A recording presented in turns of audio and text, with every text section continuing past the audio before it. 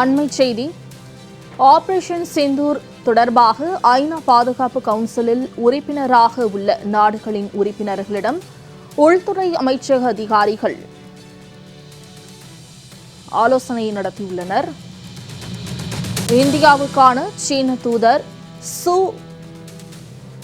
பெய்ஹோங்கிடமும் உள்துறை அமைச்சக அதிகாரிகள் விளக்கம் கேட்டுள்ளனர். ஐநா பாதுகாப்பு கவுன்சில் உறுப்பினர்களுக்கு விளக்கம் அளிக்கப்பட்டுள்ளது. ஆபரேஷன் சிந்தூர் தொடர்பாக ஐநா பாதுகாப்பு கவுன்சிலில் உறுப்பினராக உள்ள நாடுகளின் உறுப்பினர்களிடம் உள்துறை அமைச்சக அதிகாரிகள் விளக்கம் அளித்துள்ளனர். இதுகுறித்த கூடுதல் விவரங்களை சிறப்பு செய்தியாளர் யோகேஸ்வரன் தரும் தகவல்களை கேட்கலாம். யோகேஸ்வரன், முழு விவரங்களை பதிவு செய்யலாம்.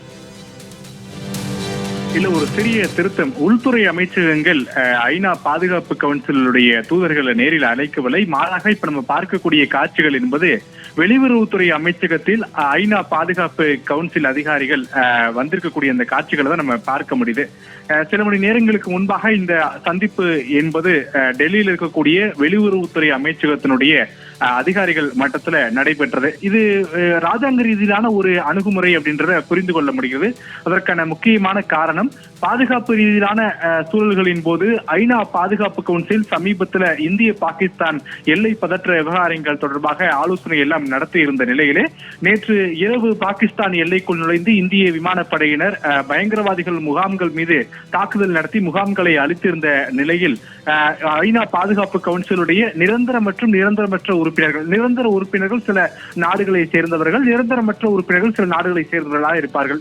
இப்படியான நிரந்தர மற்றும் நிரந்தரமற்ற உறுப்பினர்களை அழைத்து அவர்களிடம் நேற்று நடைபெற்ற தாக்குதல் மற்றும் எதிர் தாக்குதல்கள் குறித்து விளக்கங்களை அளித்திருக்கிறார்கள். ஐநா பாதுகாப்பு கவுன்சிலை சேர்ந்த உறுப்பினர்கள் மட்டும்தான் இந்த கூட்டங்களில் பங்கேற்றார்களா என்றால் இல்லை. மாறாக சீனாவுடைய தூதர்களையும் நேரில் அழைத்து இந்திய வெளியுறவுத்துறை அமைச்சகமானது விளக்கம் கொடுத்திருக்கிறது. ஒரே நேரத்தில் ரெண்டு காட்சிகள் நம்ம பார்க்க முடிகிறது. ஒன்று, டெல்லியில இந்தியாவிற்கான சீன தூதரை நேரில் அழைத்து விளக்கம் என்பது கொடுக்கப்பட்டிருக்கிறது. மற்றொரு பக்கம் பாகிஸ்தானுடைய இஸ்லாமாபாத்தில் அந்நாட்டிற்கான வெளியுறவுத்துறை அமைச்சகம் என்பது பாகிஸ்தானுக்கான சீன தூதரை நேரில் அழைத்து அவர்கள் தரப்பிலான விளக்கத்தை கொடுத்திருக்கிறார்கள். ஆனால் பாகிஸ்தானுக்கு ஆதரவாக சீனா செயல்பட்டு வருகிறது அப்படின்றத நம்ம கடந்த காலங்களில் இருந்தே பார்க்க முடியக்கூடிய சூழல்ல இரு நாடுகளுடைய வெளியுறவுத்துறை அமைச்சகங்களிடம் சீனா தொடர்பாக விளக்கங்களை எல்லாம் கேட்டிருக்கிறார்கள். இது ராஜாங்க ரீதியிலான ஒரு நடவடிக்கை அப்படின்றத புரிந்து கொள்ள முடிகிறது.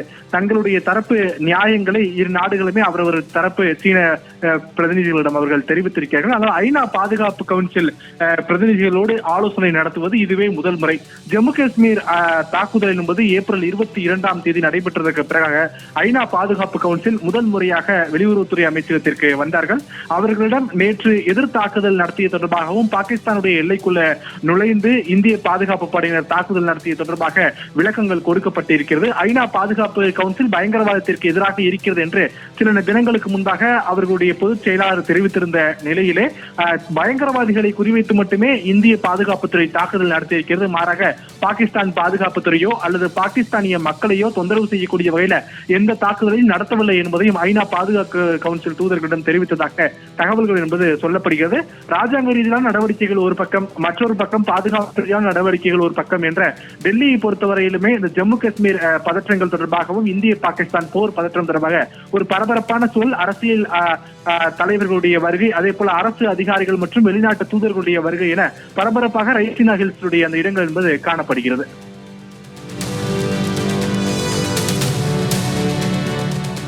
யோகேஸ்வரன், தகவல்களுக்கு நன்றி.